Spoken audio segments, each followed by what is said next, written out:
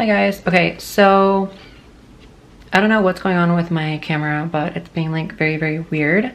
Um so okay, I don't know what's going on with my camera, but this is not the usual setting that I have it at, so if I look weird, that's why. Okay, so I just finished reading a pretty crazy novel. It's called The Wife Stalker by Constantine. This is actually two writers. They're two sisters, I believe.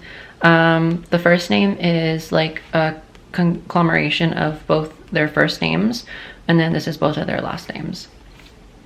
But I saw this at Barnes & Noble the other day, and I was like, I really need to get this one. So I just finished reading it, and it was actually really good. I think the writing is very simplistic, kind of to like how I would write my own books. Very few details. I'm pretty sure like the editor, I don't know the story, but I'm pretty sure like the editor was the one that helped put in a lot of details. Because the way I like to do my own writing when I write books or stories is to just go straight to the point, write down the facts and everything, and then just fill the details in later. Like the editor can do that. So it kind of felt like a book that I would write. It was actually really good. I think it could be a Lifetime movie, not in a bad way, but I just feel like it could be like in that level. Or I felt like it could potentially be like a movie in the theaters, like a psychological thriller. Even though it's not very much a psychological thriller, it's more of like a family slash like relationship thriller. But the last two or three chapters, it turns into like a psychological thriller. But other than that, it was really good. It's 306 pages. So this is the front. I have the paperback version. I love how in certain lights it looks red, and then in certain lighting it looks pink. That's how thick it is. That's the back, and that's the spine. Looks like that. So I feel like I can do a short little synopsis of the story, and then I can do like a spoiler review all in this one video.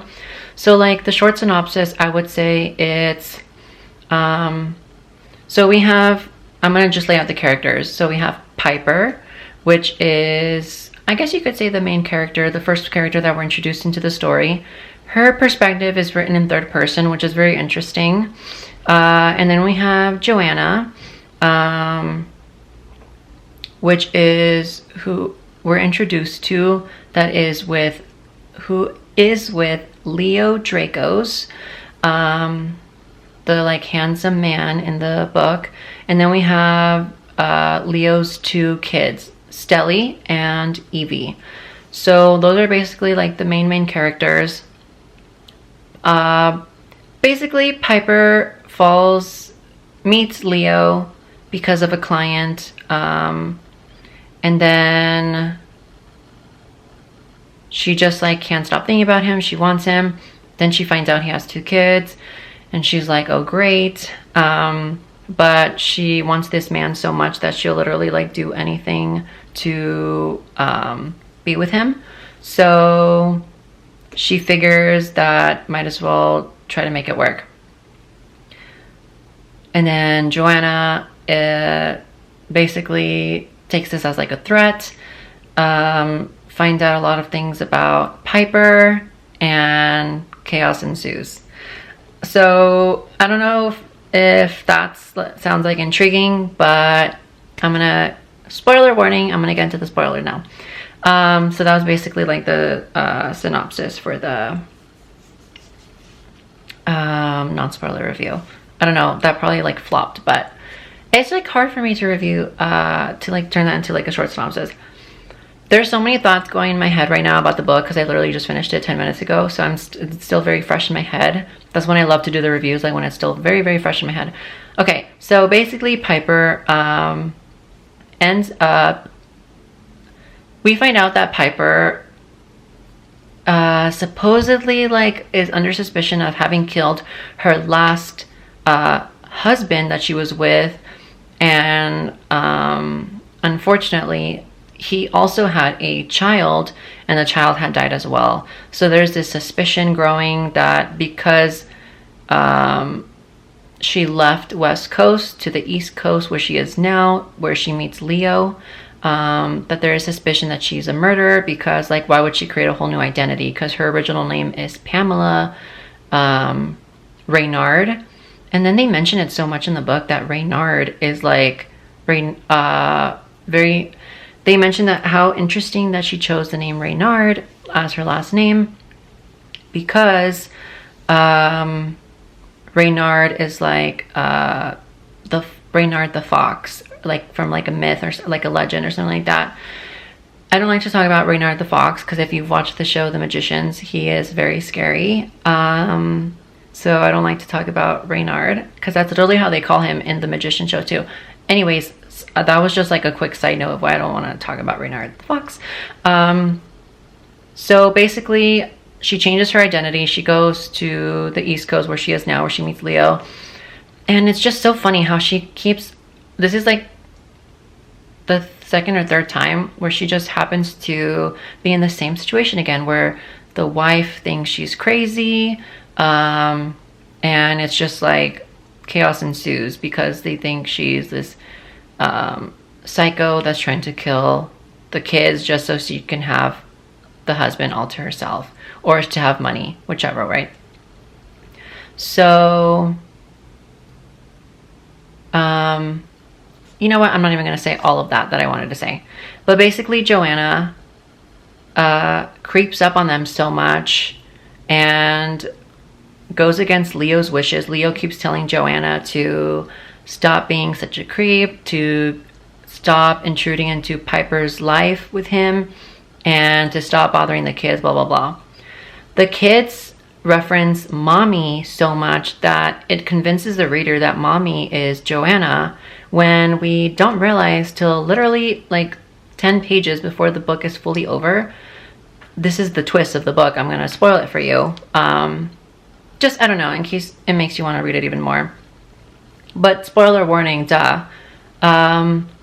Joanna is actually not the mom of Stelly and Evie, which are the kids.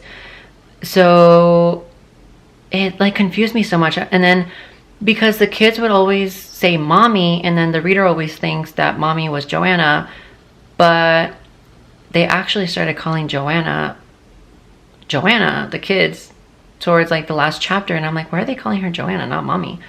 Turns out that Joanna had killed their biological mom when they were out camping in Maine, because the mom had like some mental health issues and she was like contemplating suicide. And Joanna was like, I don't know if you, basically Joanna was like thinking like, I don't know if you're like really gonna do it. I know you want to do it, but like, I don't know if you have the nerve to do it. So Joanna was like, here, let me just push you. She didn't say that, but like she like thought it. And because they were like already by the cliffs, that's where their house was in Maine that they were camping at. So Joanna literally pushed whatchamacallit, Olivia, which is the biological mom of the kids. And yeah, because Joanna started mentioning the name Olivia out of nowhere, and I'm like, who is Olivia? Who the hell is Olivia? So the reader was probably very confused when you're reading this. I was very confused. I was like, is this the twist? Like, wait, what's going on? I thought like the chapter like changed perspective, like from the character's perspective very quick. I was like, does she have like multiple personality disorder? Or like what's going on here? I was like so confused. And then it kind of explains itself later, like towards the end, but it was like such a twist that I did not expect coming, like at all, because I was so convinced that Joanna was the biological mom. And even Piper was convinced that Joanna was the mom, because she wouldn't stop bothering Piper and like blaming her for everything and then like all this stuff. So that was the twist of the book. I feel like, I don't know what else to say about it. I just felt like it was good. I genuinely do really liked it, but I was just so taken aback by that twist. And I don't know, like it kind of upset me, to be honest. I was like, why couldn't that just have been their mom? Like, I don't understand. To show that she was actually the crazy one and Piper was actually never crazy.